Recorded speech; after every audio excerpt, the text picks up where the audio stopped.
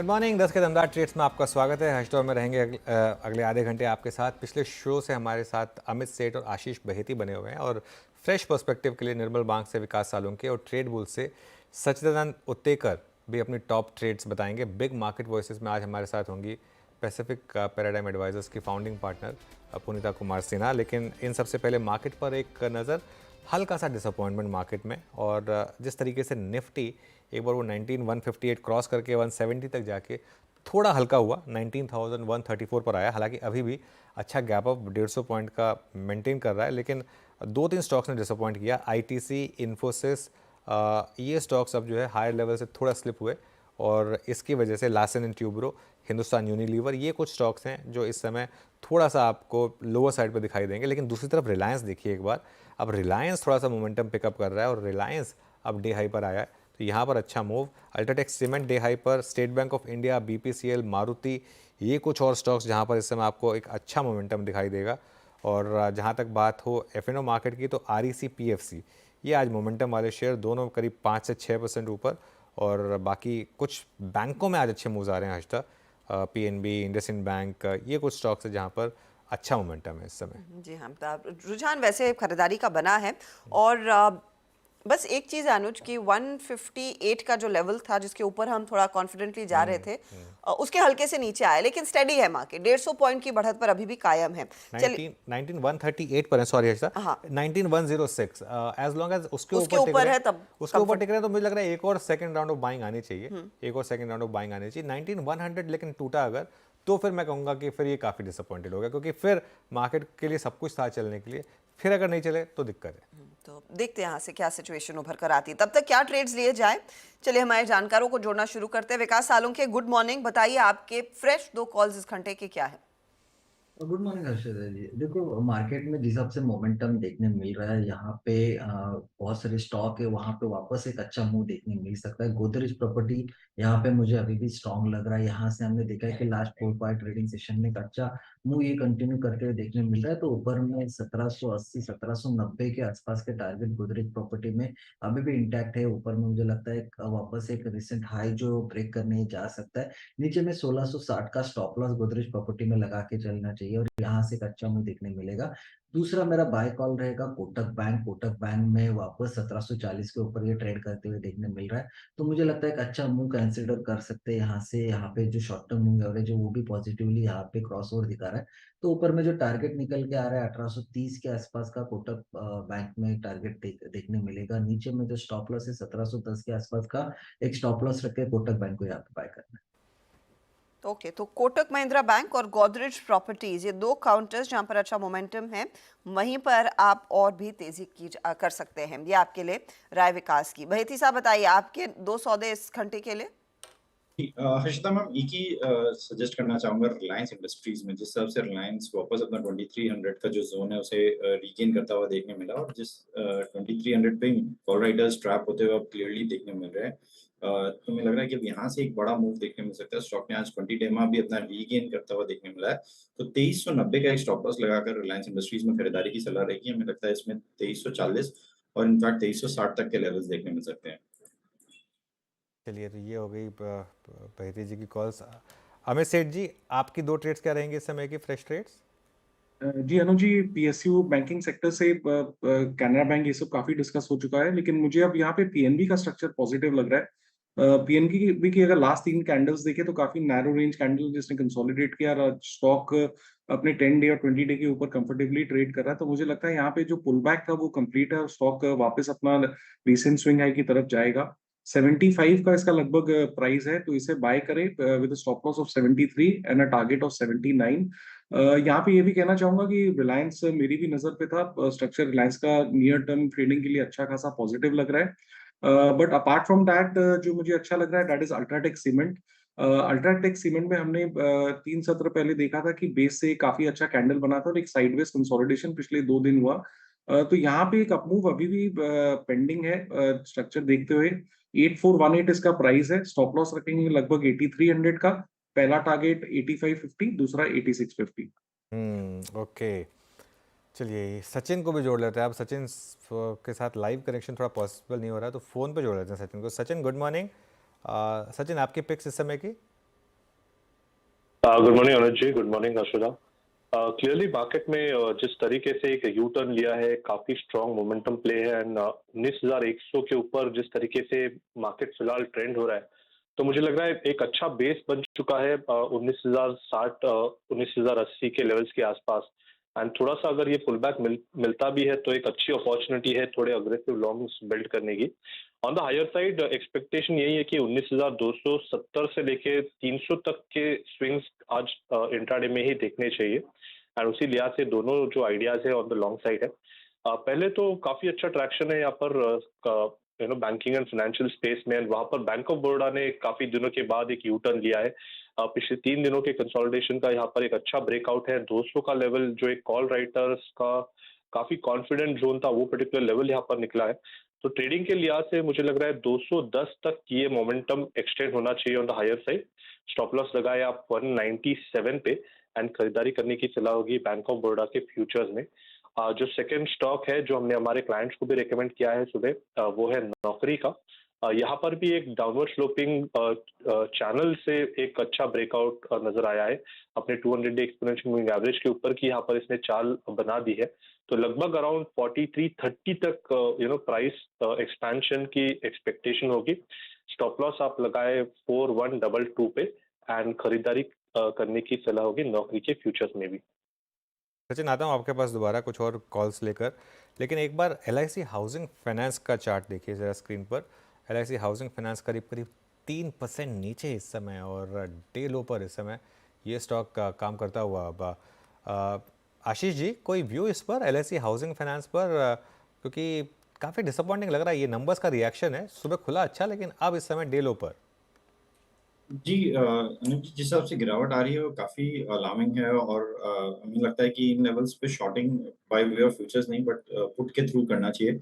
तो 440 का जो कॉल है 9 रुपए के करीब ये चल रहा है। इस पुट जो है 440 का जो पुट है 9 रुपए के करीब चल रहा है, उसमें पोजीशन बनाई जा सकती है। हमें लग रहा है इसमें जो स्टॉप लॉस मेंटेन करना है वो 5 रुपए का कैसे मेंटेन करें और इसमें करीब करीब 16 रुपए तक के टारगेट्स देखने मिल सकते हैं। वीकनेस क्लियरली परसिस्ट होती हुई तो 440 का पुट सुझाया जा रहा है इस समय। इनके एक्चुअली डिसबर्समेंट में पिकअप नहीं देखने को मिला है, वो दिक्कत उभर कर आई है। AUMs भी थोड़े से फ्लैट रहे थे और वहीं से शायद बाजार क्यों लेकर यहाँ पर मुनाफा वसूली की पोजीशंस क्लियरली बना रहा है। अच्छा, एक दिक्कत टेक महिंद्रा पोज कर रहा है, करीब आधे % का प्रेशर, जहाँ पर पूरा जो स्क्रिप्ट थी वो लार्जली इसी तरफ इंडिकेट कर रही थी कि टेक्नोलॉजी काउंटर्स में आज तेजी होनी चाहिए। तो टेक महिंद्रा आपके सामने अब आधा % नीचे। आप देखिएगा कि TCS इन्फोसिस जैसे काउंटर्स में क्या है, TCS स्टेडी है 1% के गेंस, इन्फी भी 1-1.25% तक की तेजी, लेकिन यही हुआ है कि सुबह में जो तेजी बनी उसके बाद एक फॉलो थ्रू नहीं देखने को मिल रहा है। वो एक थोड़ी सी दिक्कत है। विकास, ये टेक महिंद्रा अपने कुछ अलग टेक्निकल पैटर्न में फंसा हुआ है या फिर निफ्टी IT में फॉलो थ्रू नहीं देखा गया आज सुबह से?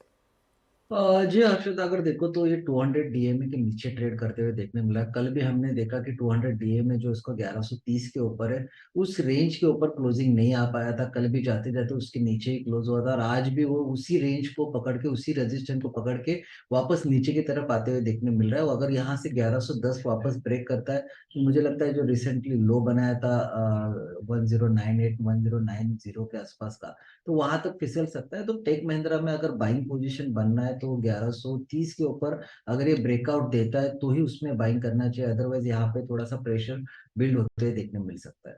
ओके, सचिन, सीमेंट स्टॉक्स में कोई फ्रेश पिक है क्या आपकी? 2-3 पिक्स रही हैं आपकी इस स्पेस में, यहाँ पर कोई व्यू आपका सीमेंट में?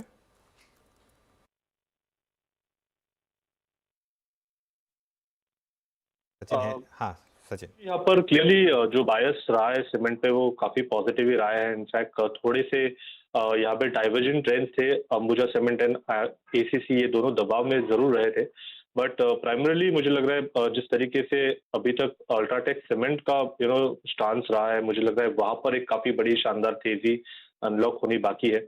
डेली चार्ट पे अगर हम देखें तो वहां पर एक काइंड ऑफ डायमंड फॉर्मेशन है एंड ऑलमोस्ट जिस तरीके से इसने 8490 8500 के आसपास एक स्ट्रॉन्ग सपोर्ट जोन बनाया है, तो मुझे लग रहा है लगभग अराउंड 8740 के लिए वेल पोजिशनड है।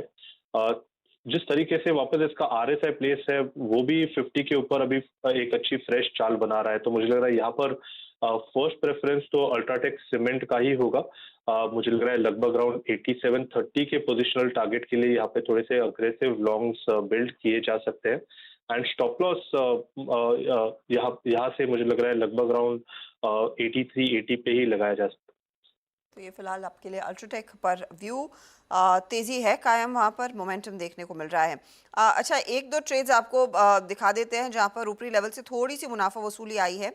आप गौर करिए कि इंडसइंड बैंक कुछ हल्की सी मुनाफा वसूली दिखा रहा है 43,200 के नीचे। बाय द वे इस समय बैंक निफ्टी ट्रेड कर रहा है। अपोलो हॉस्पिटल में ऊपरी लेवल से 0.36% की, टाटा कंज्यूमर, ब्रिटानिया, ये कुछ स्टॉक्स है जहां पर ऊपरी लेवल्स पर हल्की हल्की मुनाफा वसूली के अंश भी देखने को मिले हैं, तो वो बस आप जहन में रखिएगा जब आप ट्रेड ले रहे हैं। टाटा स्टील हाउएवर ज़्यादा टूटा नहीं है। आज का डे लो करीब 114 था, अब 116 के आसपास ट्रेड करता हुआ, तो ये स्टडी है और इसका अनुमान था। लेकिन इसके सामने क्या JSW स्टील में कोई ट्रेड अमित बनता दिखाई देगा?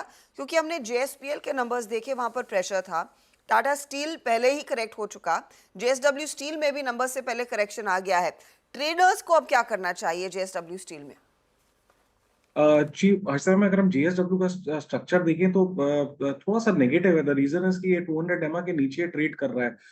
तो जब तक 740 745 के लेवल्स रिगेन ना करे, मुझे यहाँ पे एक बार JSW अवॉइड करना चाहिए। This can be a temporary pull back.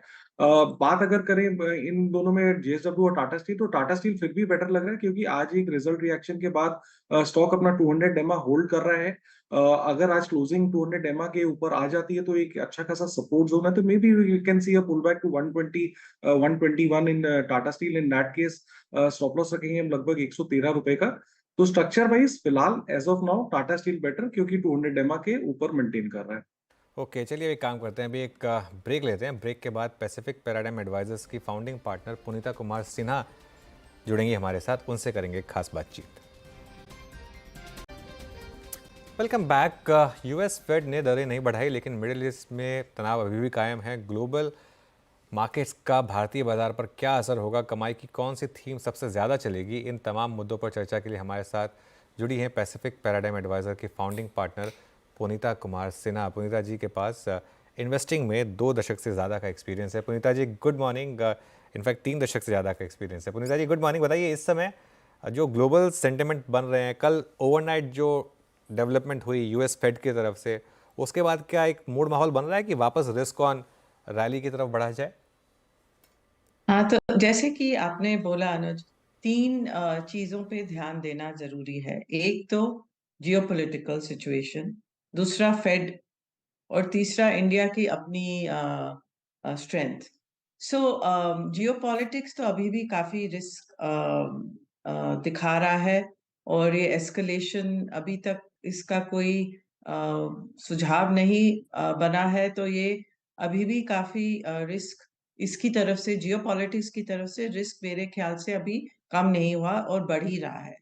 तो एक ये चीज मार्केट्स अभी इग्नोर कर रही हैं, विच इज सरप्राइजिंग, क्योंकि जियोपॉलिटिकली कई सारे देश भी इसमें इन्वॉल्व हो रहे हैं धीरे धीरे, और ये बढ़ते चले जा रहा है रिस्क। तो इस पे क्या सिचुएशन होगा ग्लोबली, जो कंट्रीज के आपस की ट्रेड की सिचुएशन है उस पे क्या असर होगा, उसको मार्केट्स अभी इग्नोर कर रही हैं। फेड का जो एक रिस्क फैक्टर था वो, हाँ, अभी थोड़ा कल के स्टेटमेंट से कम हो गया है। तो अभी ऐसा लग तो नहीं रहा कि फेड और रेट इंक्रीजेस तो नहीं करेगा जैसे उन्होंने बोला। रेट कट्स होंगे कि नहीं ये अभी कहना मुश्किल है, क्योंकि ये फ्लूइड सिचुएशन है, और फेड जैसे जैसे इकोनॉमी में अभी भी स्ट्रेंथ है, इन्फ्लेशन अभी भी हाई है, तो मुझे पता नहीं कि वो अभी रेट कट्स करेंगे कि नहीं। लगता तो नहीं है कि करेंगे, पर अगर जियोपॉलिटिकल सिचुएशन खराब हो गई तो उसके हिसाब से अगर ग्लोबल इकोनॉमी नेगेटिव हुई, तब जाके कोई शायद रेट कट की संभावना है। तीसरा, इंडिया की अपनी सिचुएशन। सो इंडिया की अपनी सिचुएशन, वर्ल्ड में इतना तनाव चल रहा है, पर इंडिया एक सेफ हेवन बन के लग रहा है, और ये डोमेस्टिक इन्वेस्टर्स, फॉरेन इन्वेस्टर्स, एक कंसेंसस व्यू है कि इंडिया सेफ हेवन है। और इंडिया की ग्रोथ काफ़ी स्ट्रांग है। इंडिया के जो रिजल्ट्स आए हैं कंपनीज के अभी, वहाँ पर भी हमें रेवेन्यू ग्रोथ बहुत अच्छी दिख रही है, EBITDA ग्रोथ भी अच्छी दिख रही है, और जो इंडिया की प्रॉफिट है, कंपनीज है, कंज्यूमर सेंटिमेंट है, वो सब अभी एक पॉजिटिव सिचुएशन में ही चल रहा है।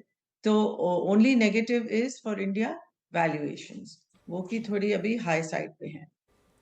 तो उस लिहाज से फिर पुनीता जी, हाल के करेक्शन में आपने कुछ निवेश किया है या फिर कुछ और करेक्शन का इंतजार करेंगी? नहीं, देखिए मार्केट्स थोड़ी वॉलेटाइल ही रहेंगी, क्योंकि वैसे भी अगर आप देखिए लास्ट फ्यू मंथ से, एक मंथ ऊपर जाती हैं, दूसरे मंथ नीचे जाती हैं, और निफ्टी और मिड कैप्स में बहुत डाइवर्जेंस है।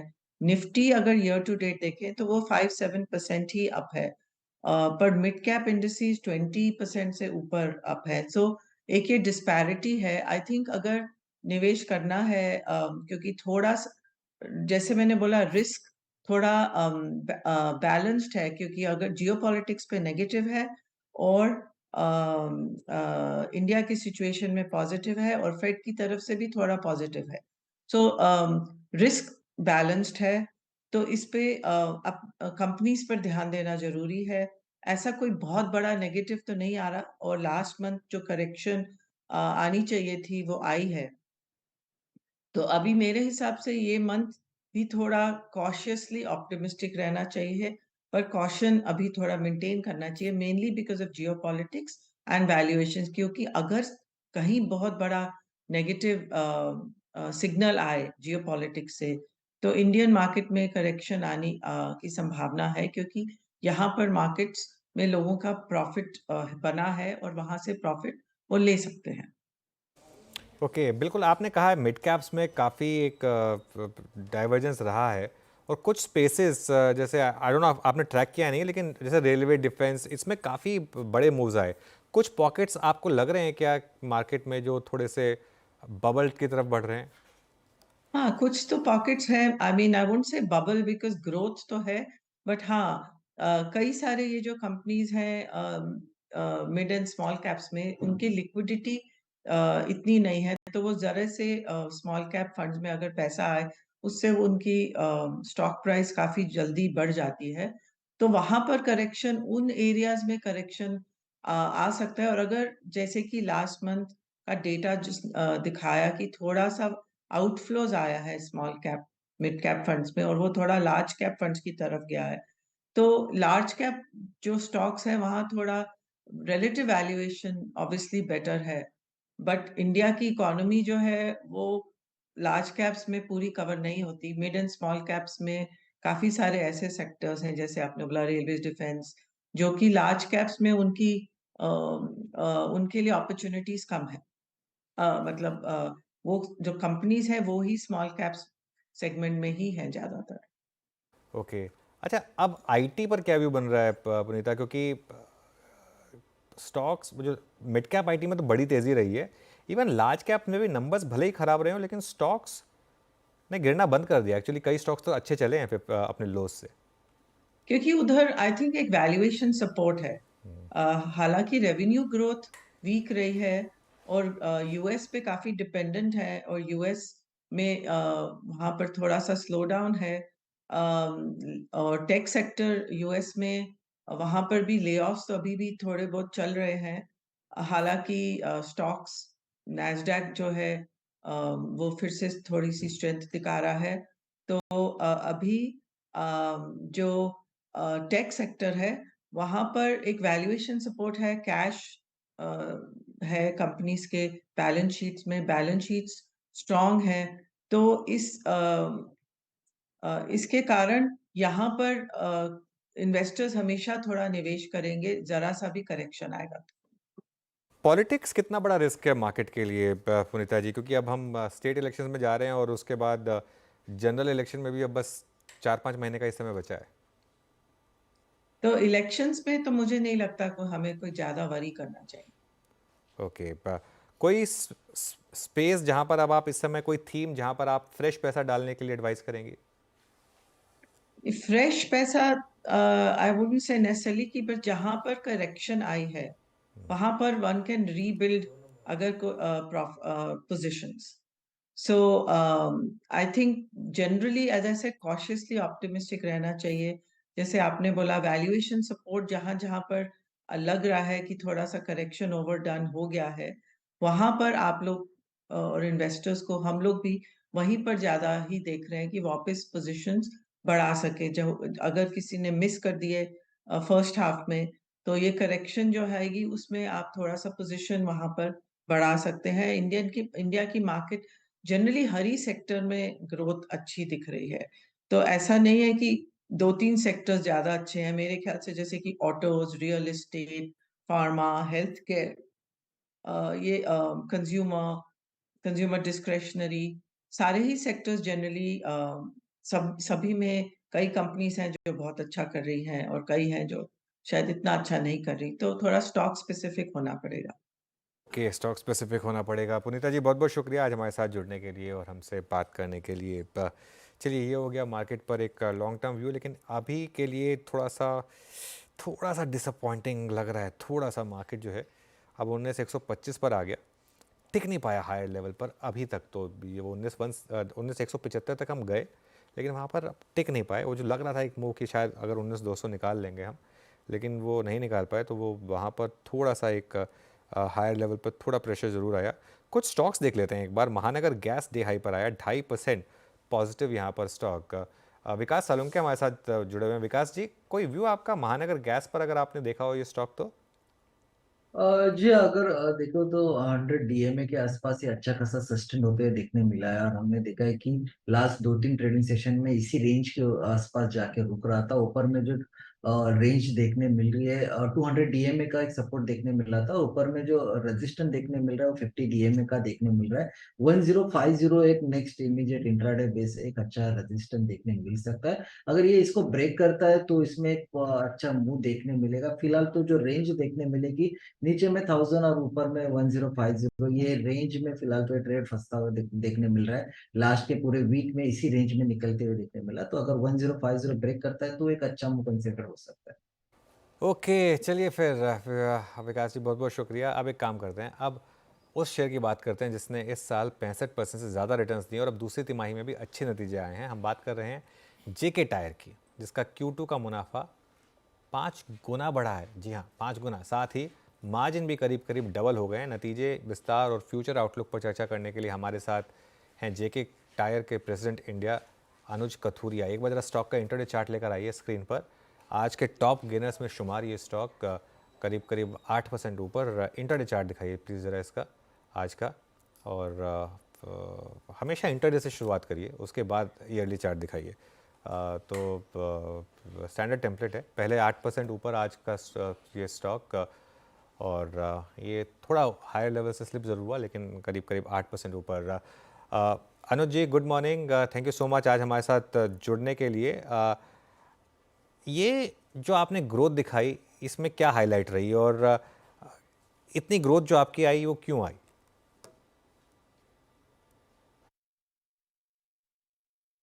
पहले तो ये इस क्वार्टर के जो हमारे रिजल्ट्स रहे हैं, चाहे वो टॉप लाइन हो या वो एबिटा मार्जिन्स हो या ओवरऑल प्रॉफिट बिफोर टैक्स हो, ये सब नंबर्स काफ़ी अच्छे रहे हैं.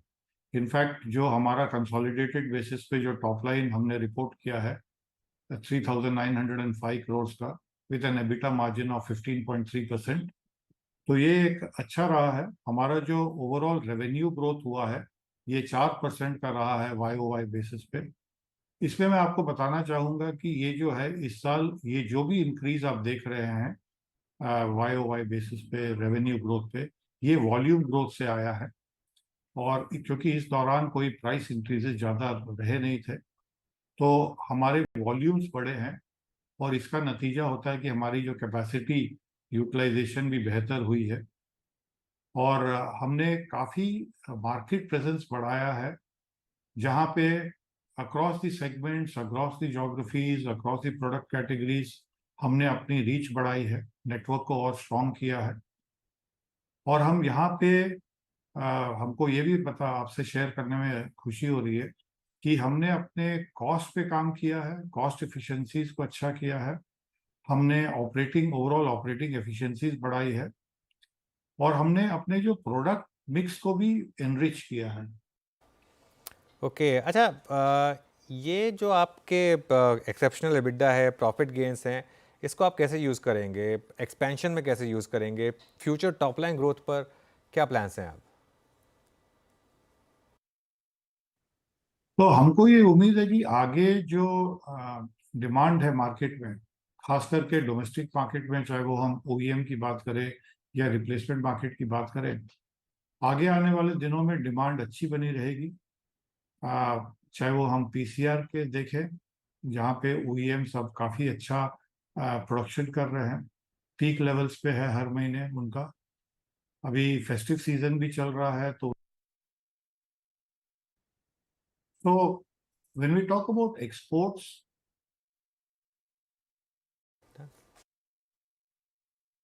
ऑलराइट, चलिए फिर बहुत बहुत शुक्रिया अनुज जी आपका हमारे साथ जुड़ने के लिए और अपने नंबर शेयर करने के लिए। तो ये बात हो गई जेके टायर की। स्टॉक आज शानदार तेज़ी में है, करीब करीब 8% की गेंस इस समय। एक काम और करते हैं, शो को ख़त्म करें इससे पहले एक बार ज़रा मार्केट देख लेते हैं, क्योंकि अब हम हैं एक मेक और ब्रेक जोन में। जी हाँ, डे के हिसाब से मेक और ब्रेक जोन में है, क्योंकि सुबह खुले हम एक गैप अप के साथ, लेकिन उतना बड़ा गैप अप नहीं हुआ। 19106 पर खुले, वही लो था, वहाँ से हम 19175 तक गए और वहाँ से थोड़ा सा नीचे आए हैं हम, अब 19123 पर हैं। तो वो 19106 उसका डिफेंड होना बहुत ज़रूरी है। हालांकि एडवांस डिक्लाइन बहुत शानदार है, अभी भी 4:1 का एडवांस डिक्लाइन है और बैंक निफ्टी अभी भी अपने उस सपोर्ट वन के रेजिस्टेंस वन के आसपास ही है, 43,140 पर। तो देखते हैं आखिरी का जो आज का सेकेंड हाफ कैसा रहता है। और आज एक्सपायरी भी है। तो नीरज जी भी जुड़ गए हमारे साथ ट्रेडर्स हॉटलाइन के लिए। नीरज जी,